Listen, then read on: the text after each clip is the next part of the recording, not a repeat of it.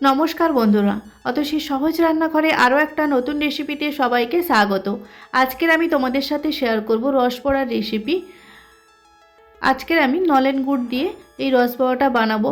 আর ভীষণই বানানো সহজ, খেতে অনেক বেশি ভালো হয় এই রসবড়া। দেখে নেওয়া যাক আজকের আমার এই সহজ রেসিপিটি। প্রথমে আমি 300 গ্রাম বিউলির ডাল সারা রাত আমি ভিজিয়ে রেখেছিলাম। এখন আমি একটা মিক্সির জার নিয়েছি, তাতে আমি অল্প অল্প বিউলির ডাল দিয়ে খুব ভালো করে আমি পেস্ট করে নেব। বিউলির ডালটা খুব ভালো করে পেস্ট করে নিতে হবে, যেন দানা দানা না থাকে, একদম মিহি পেস্ট করে নিতে হবে। দেখো আমি ডালগুলো একদম খুব ভালো করে পেস্ট করে নিয়েছি। এখন ডালটা খুব ভালো করে ফেটিয়ে নিতে হবে, হাতের সাহায্যে খুব ভালো করে ডালটা ফেটিয়ে নিতে হবে। যত বেশি ডালটা ফেটানো হবে রসবড়াগুলো তত বেশি নরম হবে আর ভাজার সময় ফুলবে। 10 থেকে 15 মিনিট ধরে ডালটা খুব ভালো করে ফেটিয়ে নিতে হবে।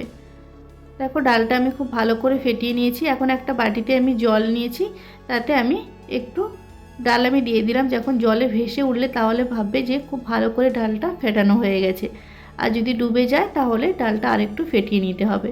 এখন আমি দিয়ে দেবো স্বাদ মতো লবণ। লবণটা দিয়েও খুব ভালো করে ডালের সাথে মিশিয়ে নিতে হবে। আর দিয়ে দেবো 1 চামচ মৌরি। মৌরি আর লবণটা দিয়ে খুব ভালো করে আমি ডালের সাথে মিশিয়ে নিয়েছি। এখন গ্যাসে আমি একটা কড়াই বসিয়ে দিয়েছি আর দিয়ে দেব 2 বাটি জল। রসবড়া বানানোর জন্য আমি সিরাপটা রেডি করে নেব, তার জন্য আমি দিয়ে দেব 2 বাটি জল আর দিয়ে দেব খেজুরের গুড়। আমি এখানে 300 গ্রাম খেজুরের গুড় ব্যবহার করেছি, আমি লিকুইড গুড়টা ব্যবহার করেছি।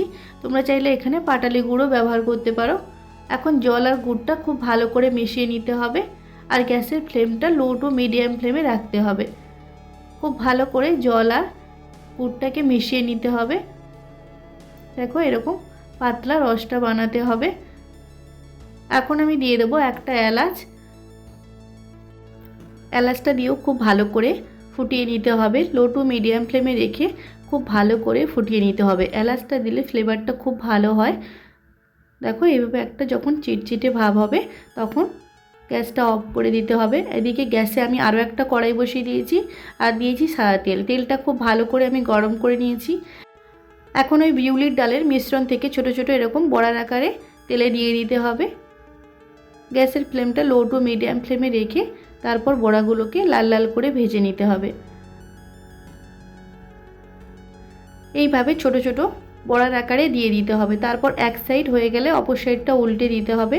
দু সাইড লাল লাল করে ভালো করে ভেজে নিতে হবে। গ্যাসের ফ্লেমটা অবশ্যই লো টু মিডিয়াম ফ্লেমে রাখতে হবে, হাই ফ্লেমে দিলে খুব তাড়াতাড়ি পুড়ে যেতে পারে বড়াগুলো। দেখো এইভাবে উল্টে পাল্টে লাল লাল করে ভেজে নিতে হবে।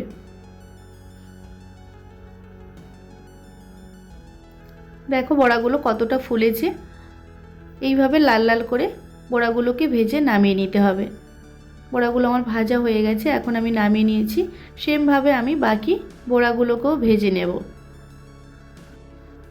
এই রসবড়া বানানো ভীষণই সহজ, তোমরা অবশ্যই বাড়িতে একবার এইভাবে বিউলির ডাল দিয়ে রসবড়া বানিয়ে দেখো, ভীষণ ভালো খেতে হবে। বাচ্চা থেকে বড় সকলেই ভীষণ পছন্দ করবে। আর এই ভিডিওটা দেখে বুঝতেই পারছো তোমরা যে এই রসবড়া বানানোটা কতটা সহজ। বাড়িতে থাকা সামান্য উপকরণ দিয়ে এই রসবড়া বানানো হয়ে যায়। সমস্ত বড়াগুলোকে আমি এইভাবে ভেজে নামিয়ে নিয়েছি।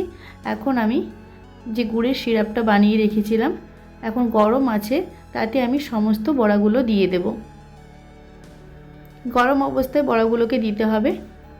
বড়াগুলো দিয়ে খুব ভালো করে গুড়ের শিরার সাথে মিশিয়ে নিতে হবে। তারপর আমি ঢাকা দিয়ে 2 থেকে 3 ঘন্টা রেখে দেব। 2 থেকে 3 ঘন্টা পর আমি তোমাদের দেখাচ্ছি। দেখো বড়াগুলো এখন একদম ঠান্ডা হয়ে গেছে আর দেখেই তোমরা বুঝতে পারছো যে রসবড়াগুলো কতটা সুন্দর হয়েছে। আমি তোমাদের একটা কেটে দেখাচ্ছি। দেখো ভেতরটা একদম রসে ভরা, একদম নরম তুলতুলে হয়, খেতে ভীষণ ভালো হয়। অবশ্যই তোমরা বাড়িতে একবার এইভাবে নলেন গুড় দিয়ে রসবড়া বানিয়ে দেখো, ভীষণ ভালো খেতে হবে। আশা করি আজকের ভিডিওটা তোমাদের ভালো লেগেছে। যদি ভালো লাগে তাহলে অবশ্যই একটা লাইক করে দেবে আর কমেন্ট করে জানাবে কেমন হয়েছে আজকের রেসিপিটা। আর আমার রেসিপিগুলো যদি তোমাদের ভালো লাগে তাহলে অবশ্যই আমার চ্যানেলটিকে সাবস্ক্রাইব করে পাশে থাকা বেল আইকনটি প্রেস করে অল অপশানে ক্লিক করে দেবে। তাহলে যখন আমি নতুন কোনো ভিডিও আপলোড করব সবার প্রথম তোমাদের কাছে নোটিফিকেশান পৌঁছে যাবে।